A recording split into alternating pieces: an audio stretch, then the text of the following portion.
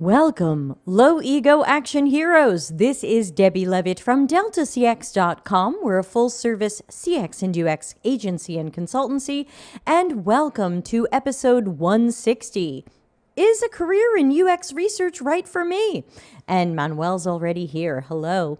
So these are slides that I did a few weeks ago for a company called Curios. And I just figured for people who might have missed that, I wanted to do it here. And that way we could turn it into a discussion and also have it archived on the YouTube channel. So remember that if you know someone who should see this presentation, of course, just recommend our Delta CX YouTube channel to them. It's going to be in the live stream podcasts playlist. Hi, Anna.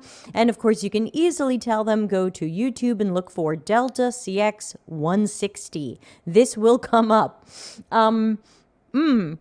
Yes, and let's also remember to thank everybody who has joined through the YouTube membership program. Totally optional, but always appreciated.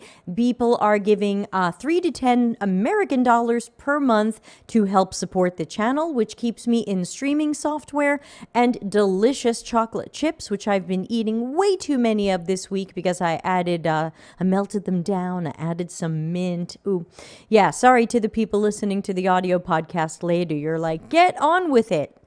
All right, so we are going to get on with it.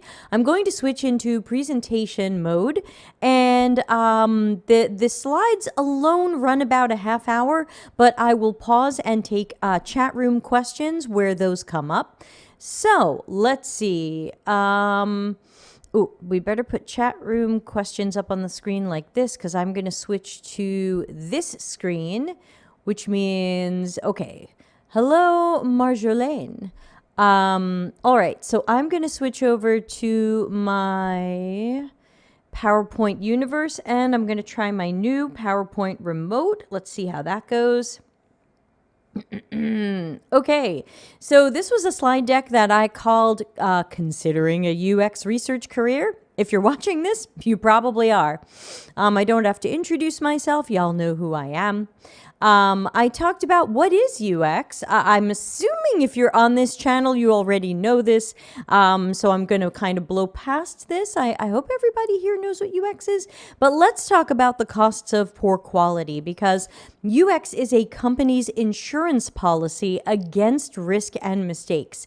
Risk and mistakes cost companies lots of money, and the costs of poor quality from Lean Six Sigma is a helpful guide to think about all of the ways teams and companies end up paying for these mistakes. Like, start with what the company spent internally on the project and all of the time it took multiple teams.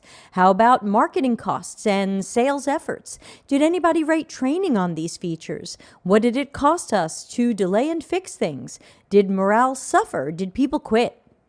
You can start to imagine all of the time and money spent internally on this project, plus external costs. Customer support probably has complaints, tickets, or issues about your project's features. Can we find numbers on customers who canceled or downgraded? Can we figure out the costs of MVPs and especially failed MVPs?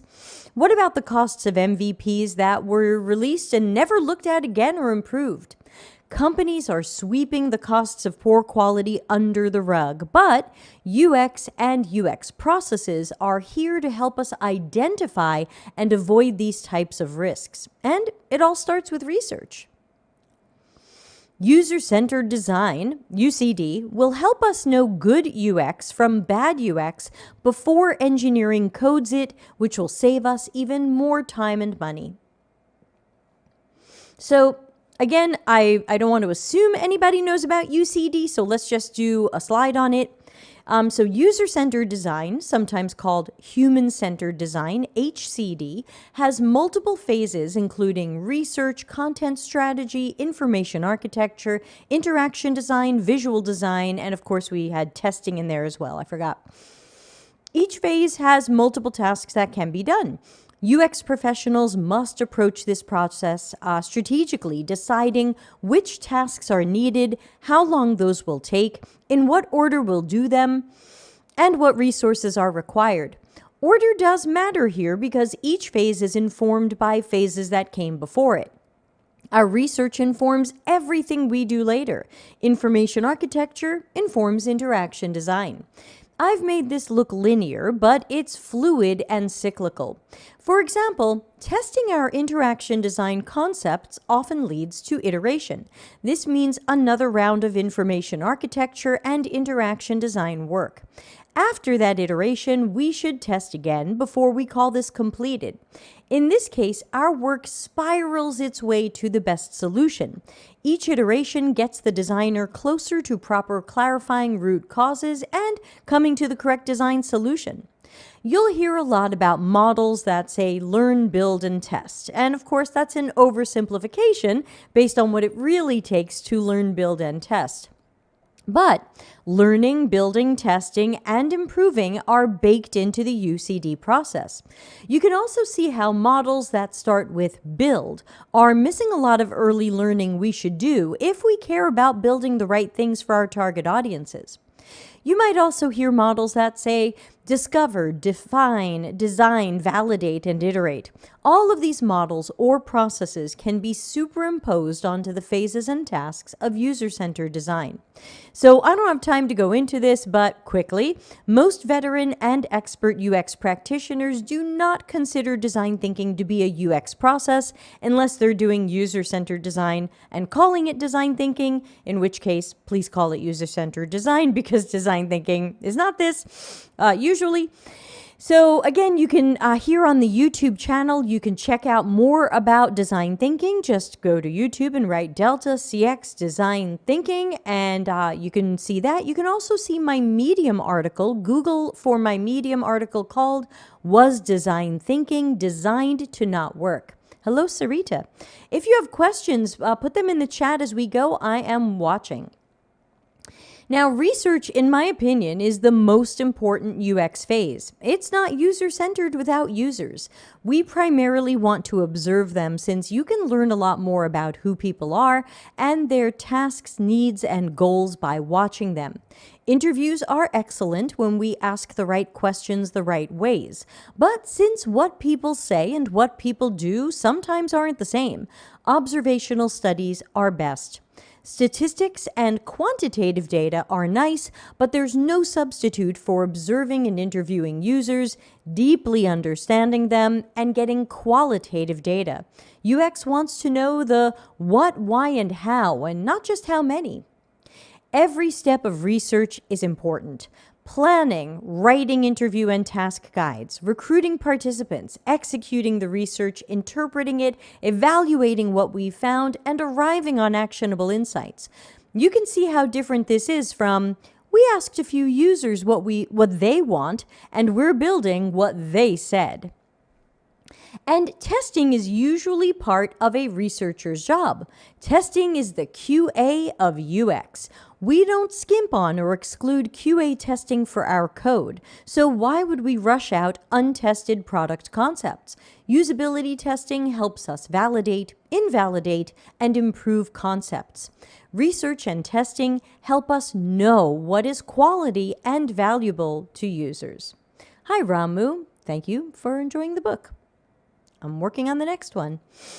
Let's also talk about task analysis and optimized task flow, which we teach here on this channel. You can find it in the micro lessons playlist in the YouTube channel, or just go to YouTube and write Delta CX task analysis. You'll find lots of stuff.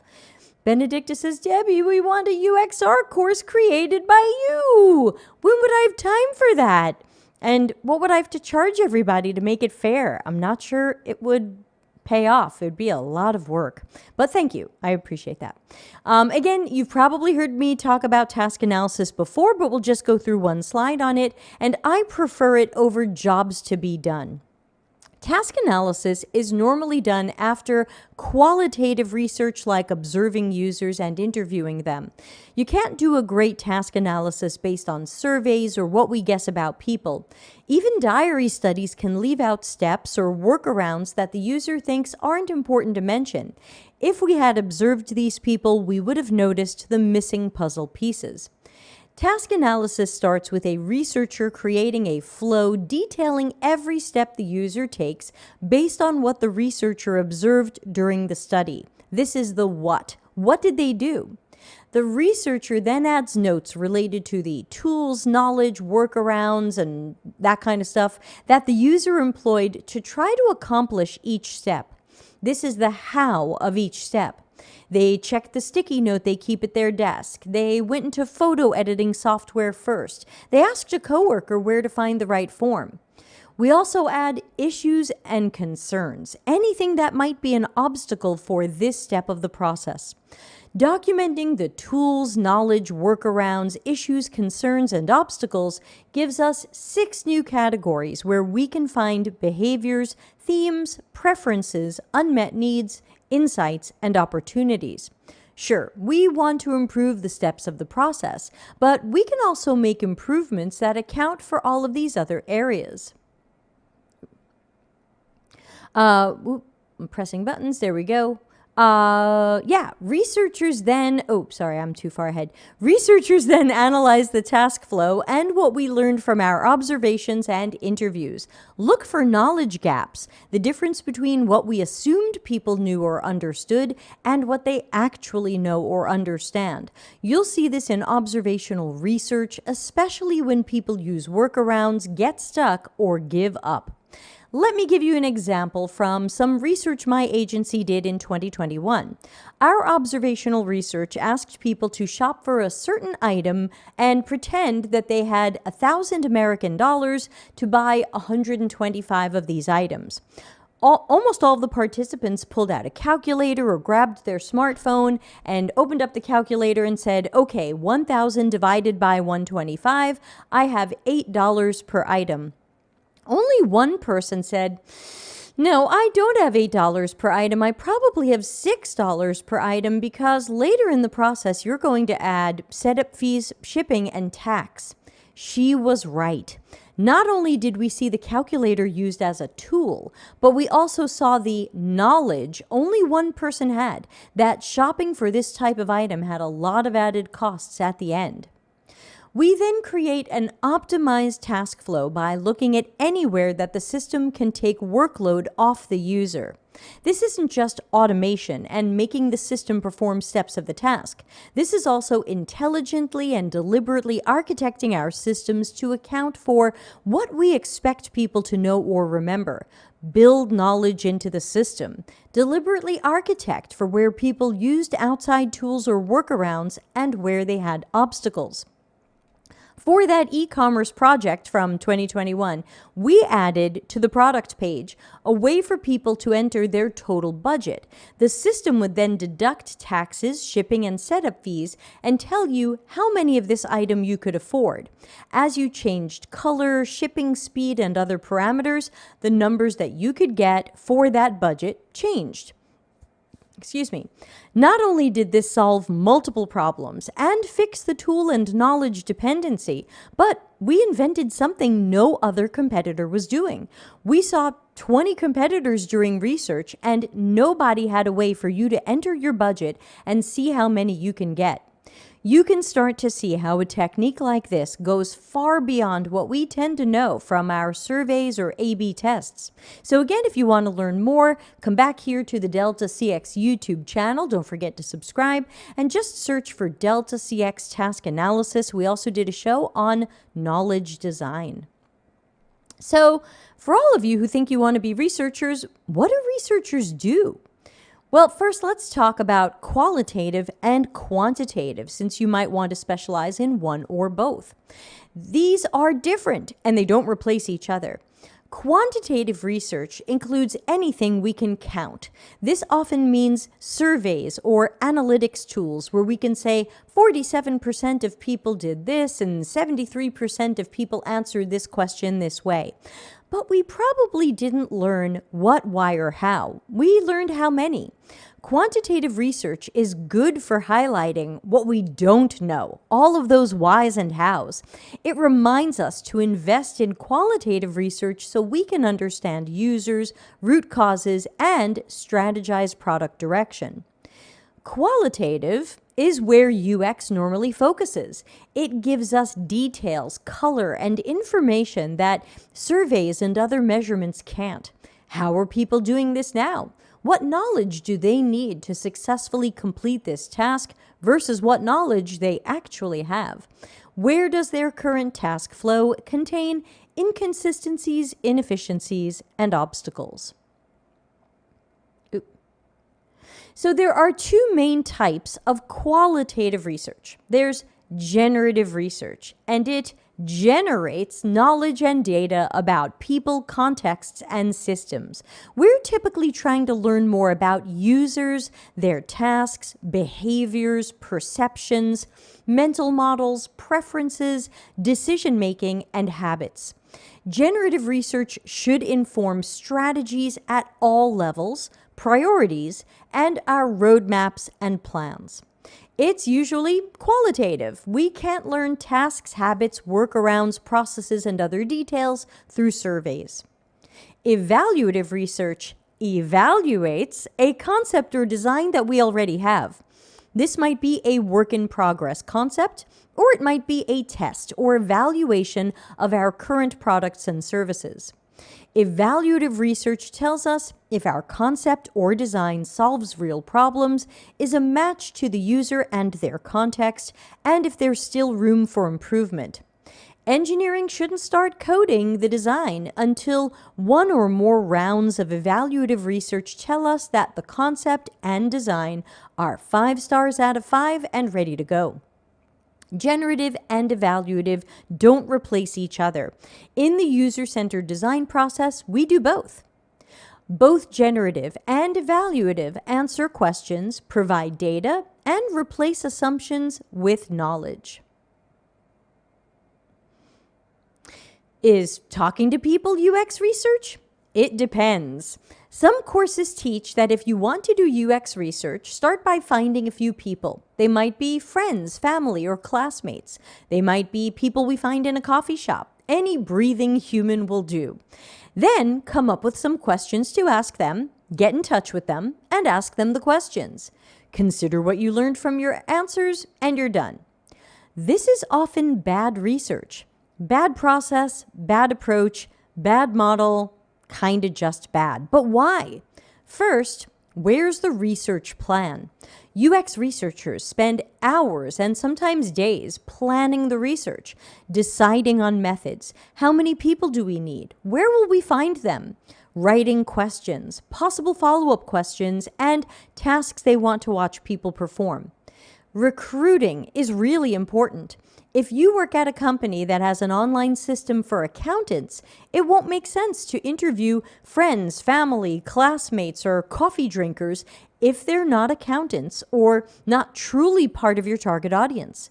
If you're working on a website for people who need the government to help them with food and basic needs, it doesn't make sense to ask everybody in your Discord server to be part of your study. You should make sure you're only including people who match the target audience. Hey, don't forget to join our Discord server. deltacx.com/links. Plug. Once you've completed your research sessions, a UX researcher now has to analyze and synthesize the information. What did you see people do? What did they say? Did they do one thing and say another? Across all the people you met, where are the themes or patterns? Where are their struggles, problems, unmet needs, and opportunities?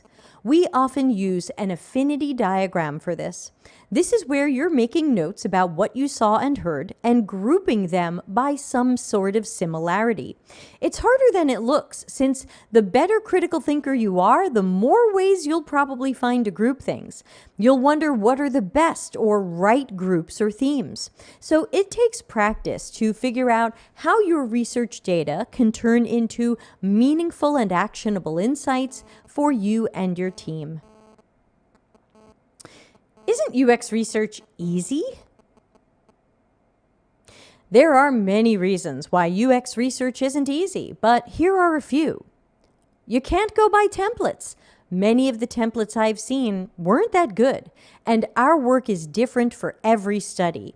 Other than a few PowerPoint templates I use for presenting my research reports, I don't use any templates. And there's no matrix or list that says, if you want to learn this, use this research method. Methods, timing, how many people you need, etc., are all strategic choices for every project and study. You're making these strategic decisions based on what you're trying to learn, how much time you have, budget, access to participants, etc. And it can take 2 to 3 years to become a good interviewer or mini detective. Most people start out being bad at research and interviewing. It's something that takes a while to grow into and level up. So research might look easy to do, but it will take a long time and a lot of practice to do it really well. It's not enough to just check a box and say, woohoo, I did some research. We want to do that research really well.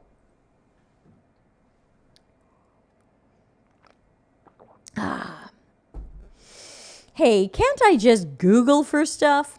While some people consider Googling for information to be a form of research, it's often flawed research.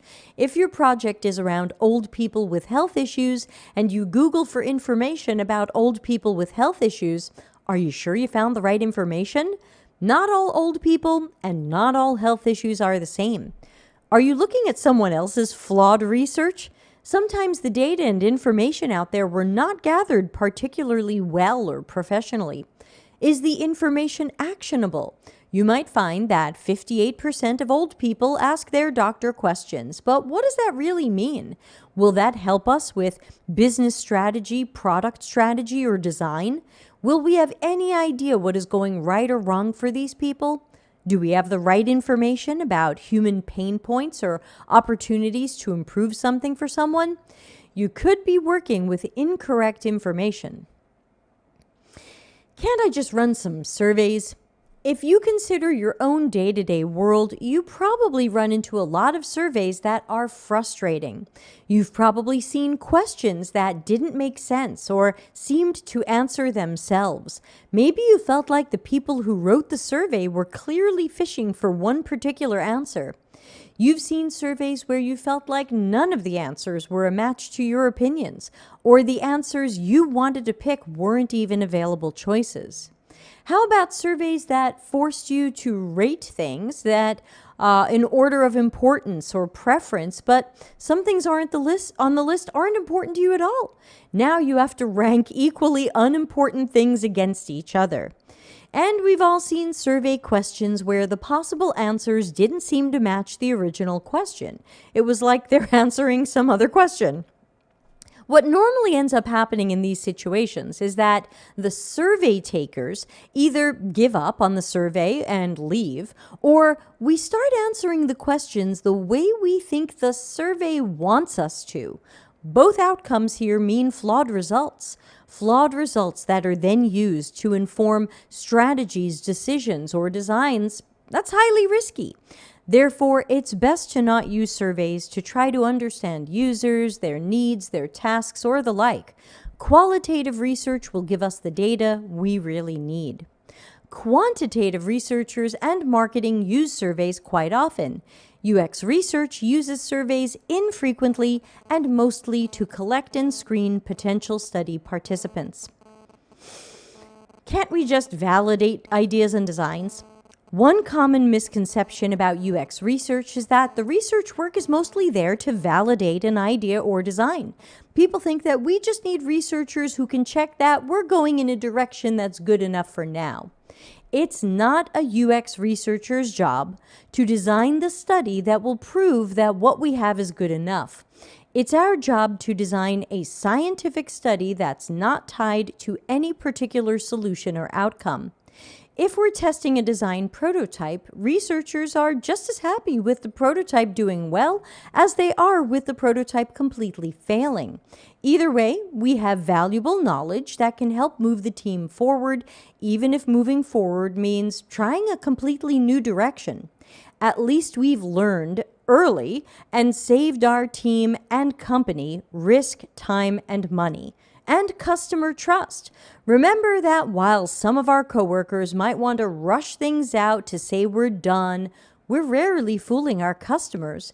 They can tell when something is low quality or not right for their needs. Therefore, in the long term, there's no benefit for research to manipulate research plans or research findings to say something's better than it is. Sometimes the research we're doing to validate a concept or design ends up completely invalidating it, and that's great.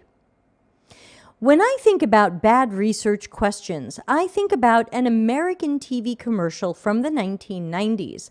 A guy with a cat on his lap looks right at the camera and says, "Is a cat's urinary tract health important?" My answer is, only if you want to own a cat.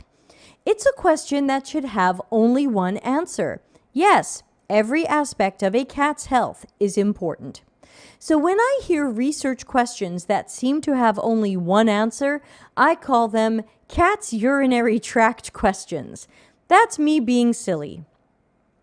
But as an example, here's some anonymized questions a potential client was hoping I would ask doctors, nurses, and hospital administrators during our research phase. The project was for a new medical device that had not been invented yet.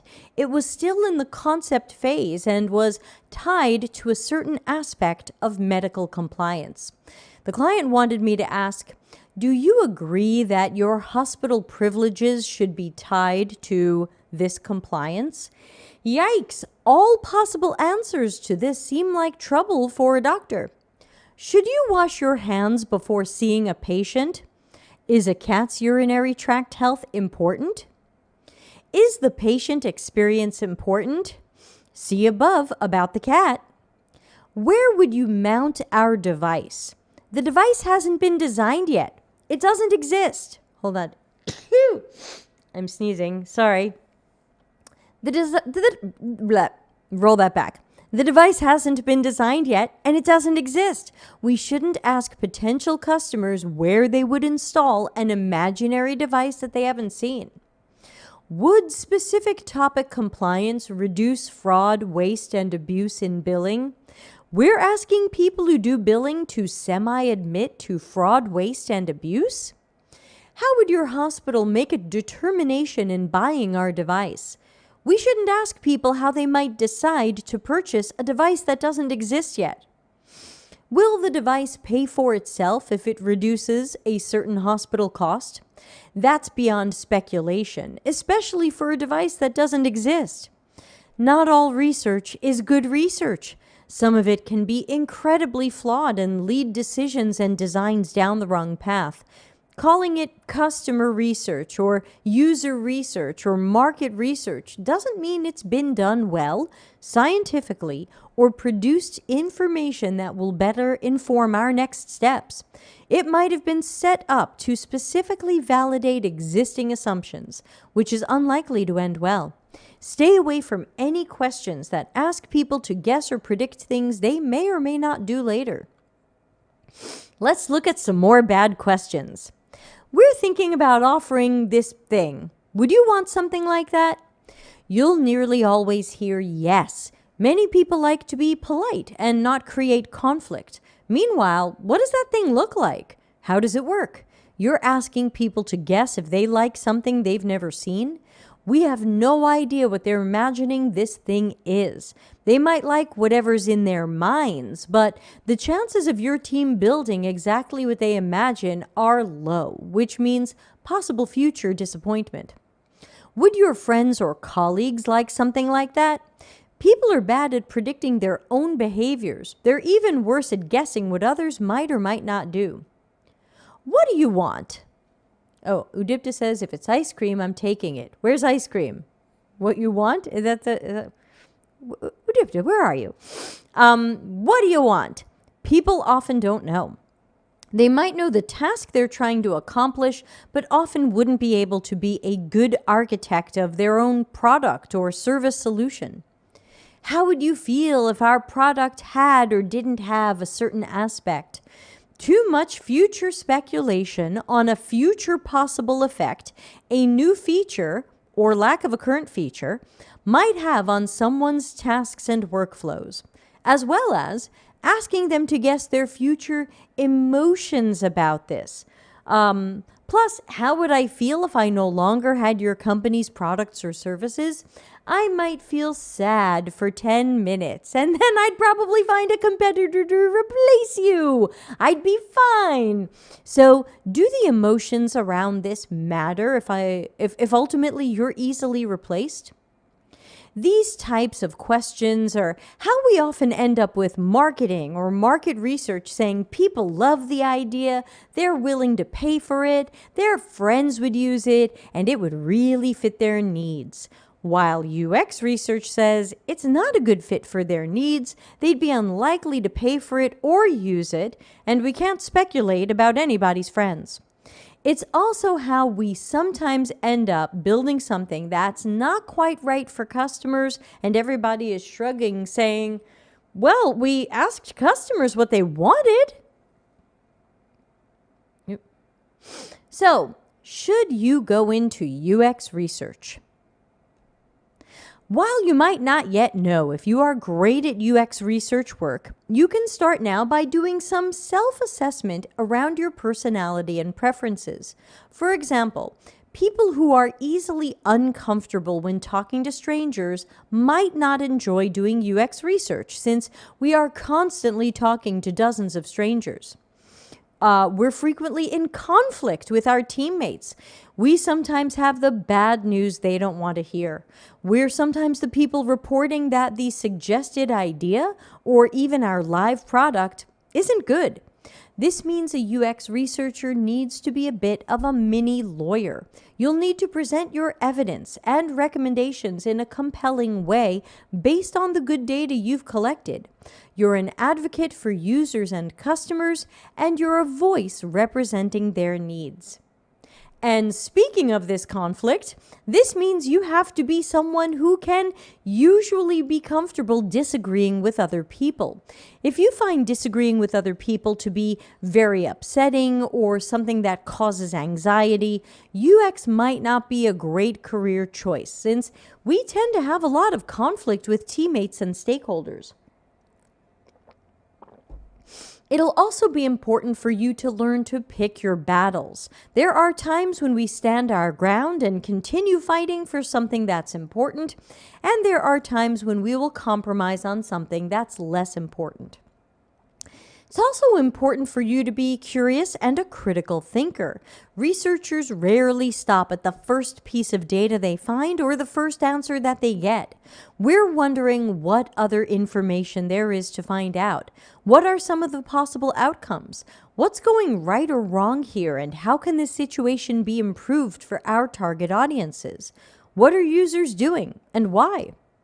In addition to being a mini lawyer, we also have to be a mini detective. This means that the best UX researchers are usually strong with deductive reasoning and logic. One of the areas where we use these is in analyzing our research, and we're going to need to figure out where are those patterns and themes. What conclusions can we draw from the data that we have without considering our own preferences or ideas?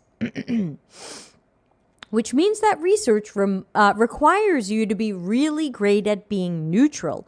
You'll use this neutrality when considering possible solutions because researchers don't have a horse in the race. They shouldn't care which solution is better or if all of them are bad. We are solution agnostic.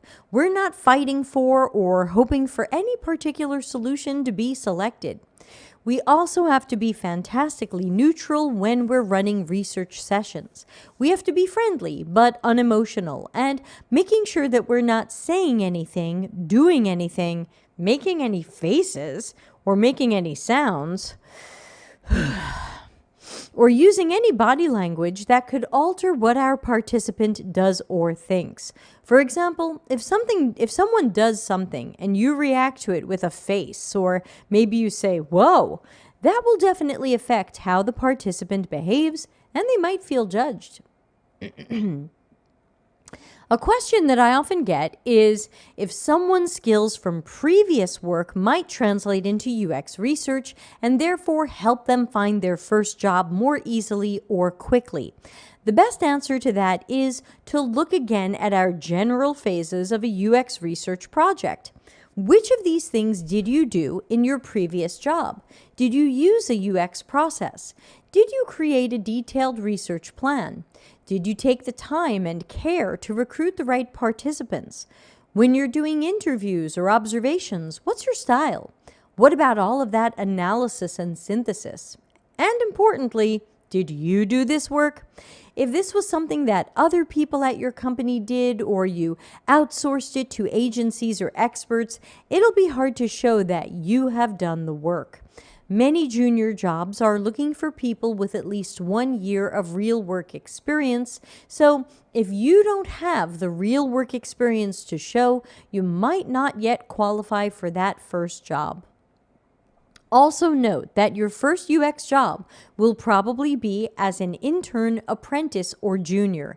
If you have 10 years in marketing experience, a master's degree in computer science, you were a business analyst for 15 years, you worked in a university research lab for 6 years, you're probably still a UX junior. While some skills will translate, companies are looking for years of experience, not in life in general, and not in work in general.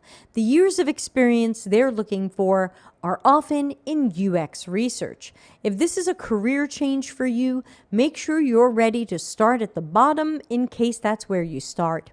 And if you think you want a job with a higher title, but that might not work out well. Many companies don't give juniors enough training, work reviews, or support.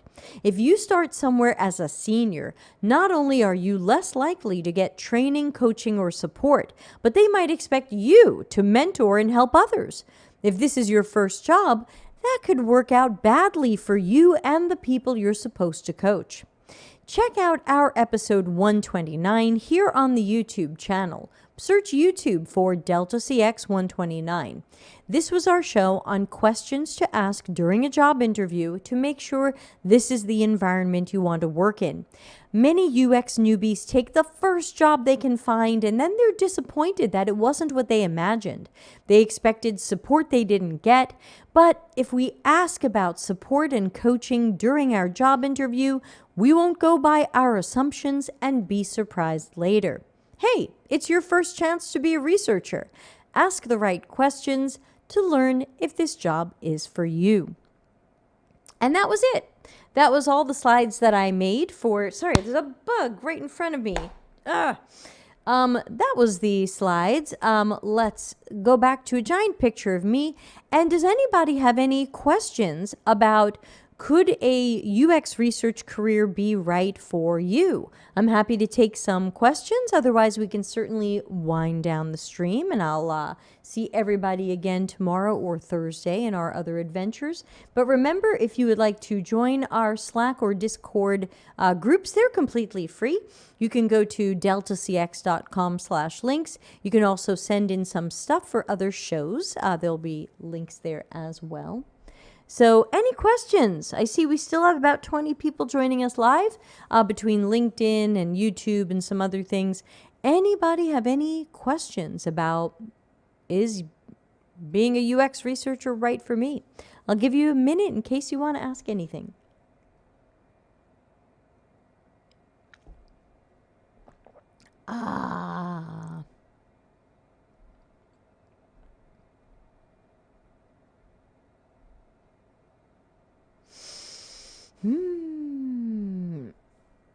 Well, if not, we can certainly wind up this podcast. Let me take a quick look at what's coming tomorrow, September 1st. Is our monthly community networking. We meet in AirMeet. It's completely free. It's the usual time, 6:30 p.m. Italy time, and you can find the link in the Slack and Discord communities. There's a channel called Live Events. Friday, of course, will be Critical Thinking stream, unless I don't get more stuff. I think I only have one so far, and that's probably not a very good show. So if I don't get too many more, I'll cancel it, and we'll save them for the following week. We've got some comments. Christine says, I see a lot of jobs that require a degree in psychology. Is it possible to get a junior position without one?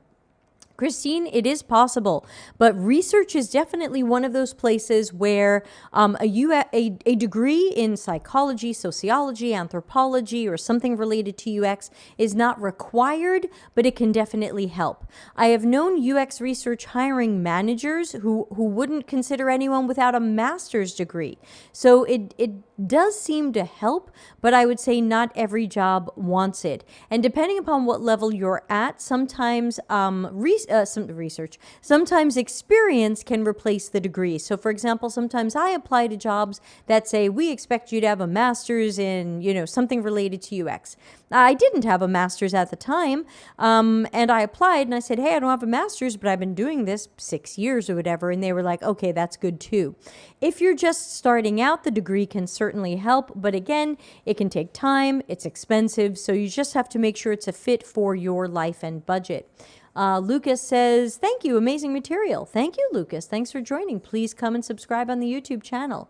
Benedicta says, what if you have CX and market research experience? I'm so glad you asked that because I get asked that one a lot. And my answer tends to be, market research sometimes looks a lot like UX research. And market research sometimes looks nothing like UX research. It's scary. So I think that if you had portfolios or case studies or work samples where you showed a side of market research where you used the same techniques or approaches that we use in UX, I think that is helpful. That is good. I would certainly consider that for an entry-level job or apprenticeship. But just be careful because I've had a few people send me their market research portfolios recently thinking that it was a one-way ticket straight into UX. And basically, I remember one of them was like, I researched for a company what people associated with the word joy so that the marketing team could find images to put in the marketing and advertising to try to make people associate joy with our product. That's market research and that's marketing stuff, but that is definitely not user experience or customer experience. So I would just say be careful because sometimes I've seen market research that looks a lot like UX research, and then I've seen stuff like, ooh, what kind of imagery can we use to trick people into associating joy with our yogurt? Georgia says, would you expect UX or product designers to go into this much detail with research? No. So if you are more of an architect or a designer, I do not expect you to be a researcher, but that's because I believe in specialties. So I don't expect researchers to do design. I don't expect designers to do research. If you are at a job or considering a job where they have lumped all this together and you're going to do all of it, my question is, how are you going to do all of it? Research and design are separate streams of work that should be happening at the same time. There's only one of you. How are you going to do two separate streams of work at the same time?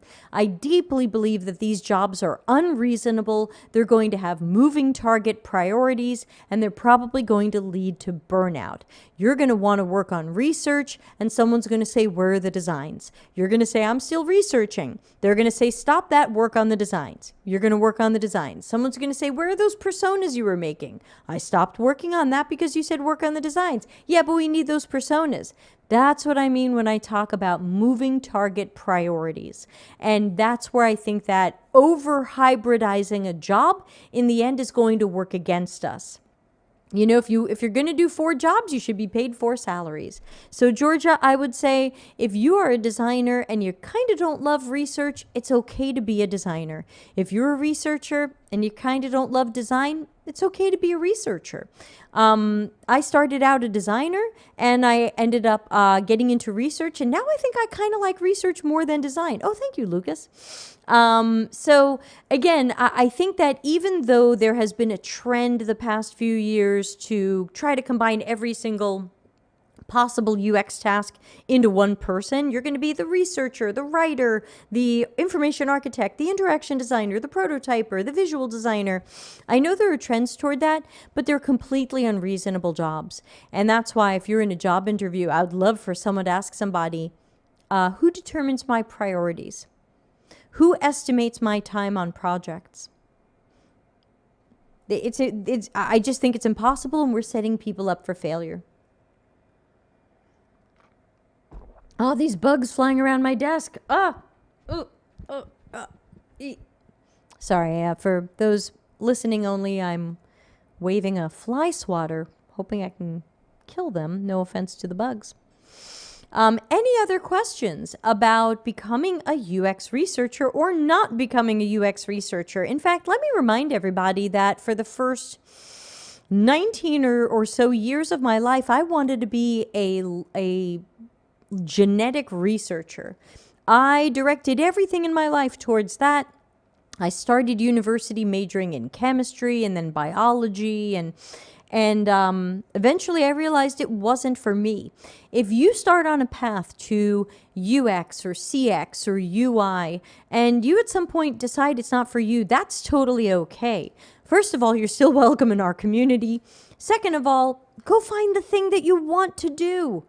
I think that that's important. And not everybody comes from a culture where they feel like they can find the job that they're going to love. But I think that cultures are coming together a little bit. It's a little bit more of a global world, if I can say that silly thing. And I would say try to find the job that you're going to like doing. It's going to be a very long, grumpy life if you spend decades doing something you don't really like. It's why I never bothered to be better at art. I know a lot of jobs want a UX designer to also be the artist. I decided I was going to specialize and not be an artist. I've missed out on plenty of jobs because of that, but I've never had to do artwork I didn't want to do. Karen says, you're an amazing mentor. Well, thank you, Karen. I hope I can help out a little bit here and there through the YouTube channel. I think of it as my way to mentor thousands of you at the same time. So chances are you know somebody who can benefit from this channel. Won't you please find 3 people and tell them about the Delta CX YouTube channel? We are kind of still shadow banned on YouTube, so we need all the subscribers and love that we can get. And yeah, that's that from me. What else can I tell you? Oh yeah, don't forget the Delta CX Concentric Conference coming up in October. We've got a whole bunch of live workshops. Definitely take this one live if you can. And many of the tickets start out at $20 American. So I would love to see people more signing up for that. deltacx.com/concentric. And I am still working on my next book. That is not ready, not close to ready. I'm starting to think that it might not come out until the new year, but I really want to get it right and make sure it's a book that really influences people to do better. So yeah, any other questions? I know we're about 40 seconds delayed, so any other questions? Otherwise, we will wrap up. And I will go feed my dogs. It's still slightly light out. Ooh, it's getting darker earlier. People living north of the equator, it's getting darker earlier. Sad, sad. Sadness.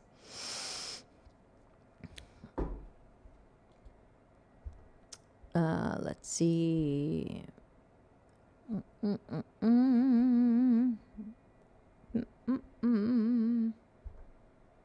Ooh, thank you, Kaio. Yes, thanks for the subscribers. Please subscribe. Thanks, Sudipta. Have a good night. Get some sleep. All right, so let's wind on down. But of course, I'll be back here possibly Friday if we get more critical thinking stuff. Otherwise, we'll postpone that one. I'll see lots of you hopefully tomorrow at the live networking on AirMeet. Otherwise, Monday we don't have anything for a critical thinking stream. Come on. So send stuff in. Go to deltacx.com/links and send stuff in. Otherwise, we've got Tuesday office hours. Wednesday, we're going to have Michelle Ronson back. She's going to talk about UX research job interviews. Woohoo! I love that one. And then we have an extra show next week, Thursday. I'm going to be reading one of my new articles. So there you go. Beep Boop says, thanks for the presentation. It confirmed that research isn't for me, LOL. And that's fine too. You know, there's a lot of things that aren't for me. I'm terrible at social studies. So, you know, there's lots of things that are not for each of us. And you know what? That's okay. To me, part of life is that journey to finding what it is. So I wish everybody luck on that journey. I think we did a show a couple of years ago, episode 70 something, Finding Your Life Purpose. You might want to watch that one too, Go to YouTube and search for Delta CX Life Purpose. It'll probably come up. All right, everybody, be well. Have a good day or night, and I hope to see you all tomorrow in networking. Bye. Customer centricity as business intelligence. Visit deltacx.com to learn why we are